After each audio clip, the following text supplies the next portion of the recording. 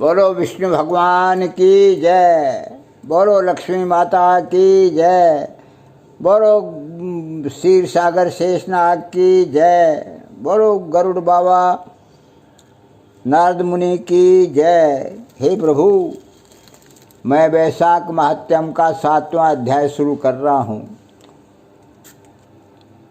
7वां अध्याय। श्री नारद जी बोले, मिथिलापुरी का धर्मात्मा राजा इस अद्भुत चरित्र को देख हाथ जोड़ सुखपूर्वक बैठे हुए ब्राह्मण से कहने लगा, हे महात्मन, मैंने ये बड़ा अद्भुत तथा आश्चर्यमय चरित्र देखा, जिनके धर्म के प्रताप से इक्ष्वाकुवंशीय राजा की मोक्ष हो गई। इस धर्म को विस्तार से कृपा कर मुझे सुनाइए। राजा के प्रश्न को सुनकर महात्मा श्रुतदेव धन्य है, ये कह राजा की प्रशंसा करते हुए बोले, हे सौम्य, सुभागवत धर्मों का वर्णन मैं तेरे आगे करता हूँ। इनको जान लेने से प्राणी सांसारिक जन्मादि बंधनों से छूट जाता है।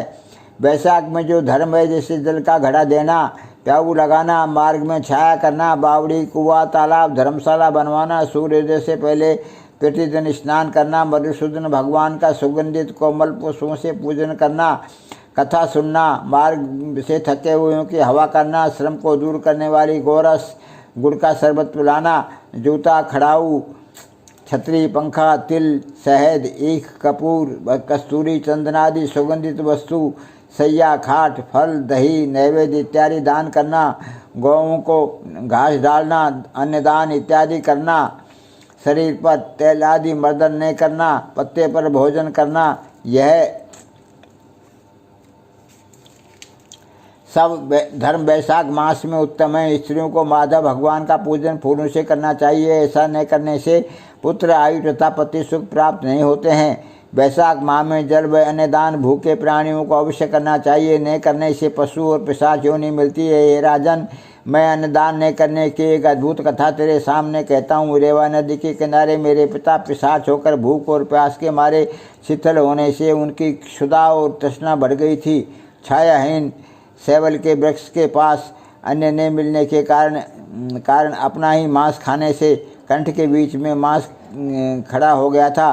कंठ नली का छिद्र सूक्ष्म हो जाने से पीड़ा के कारण प्राण जाने का भय था। कुआं, बावड़ी, शीतल जल को विष समझते थे। मैं गंगा यात्रा के निमित्त जा रहा था, तब मार्ग में देवयोग से रेवा नदी के किनारे आ पहुँचा। वहाँ यह अद्भुत दृश्य देखा कि सालमली के वृक्ष की जड़ में एक पिशाच भूखा प्यासा चिल्लाता हुआ अपना मांस खा रहा है। वह पापी मुझे मारने के लिए दौड़ा, परंतु मेरे तेज के मारे निहित हो गया। मेरे हृदय में दया उत्पन्न हुई, तो मैंने उससे कहा, डर मत, तू कौन है, जल्दी बता, तुझे कष्ट से अभी छुड़ा दूंगा। मेरे ऐसा कहने पर अपना पुत्र मुझे ने जान कहने लगा कि पहले मैं अनर्त देश में भूराख्य नगर में जन्मा था। मेरा नाम मैत्र था और संस्कृति गोत्र में उत्पन्न हुआ था। तब दान, विद्या और यज्ञादि में मेरी बड़ी निष्ठा थी। मैंने संपूर्ण विद्या पढ़ी और पढ़ाई, संपूर्ण तीर्थों में स्नान किए। हे अंग, मैंने भिक्षा के लोभ से वैशाख मास में अन्न का दान नहीं किया। इससे विचार होता है कि इसी कारण मुझे पिशाच की योनि मिली है। अब मेरे घर पर श्रुतदेव नाम का पुत्र है, जो बड़ा ख्यातिवान है। जिससे मेरी दशा कह देना कि तेरा पिता अन्न दान नहीं करने से स्वर्ग नहीं गया और नर्मदा के तीर पर बड़ा दुखी हो अपना ही मांस खाकर वृक्ष की जड़ में पिशाच बना बैठा है। अतः पिता को पिशाच योनि से छुड़ाने के लिए वैशाख मास में प्रातःकाल स्नान कर विष्णु पूजा और भक्तिपूर्वक जल से मेरा तर्पण करे, फिर किसी ब्राह्मण को अन्नदान करे, जिससे मैं विष्णु पद को प्राप्त हो जाऊं। यदि तुम मुझ पर दया करोगे तो तुम्हारा कल्याण होगा। अपने पिता की ऐसी बात सुनकर दुख के मारे उनके पांव पर बहुत देर तक लकड़ी की भांति पड़ा रहा और अपने निंदा कर नेत्रों में आंसू भर कहने लगा कि हे पिता, तुम्हारा पुत्र मैं ही हूँ। देवयोग से यहाँ आ गया हूँ।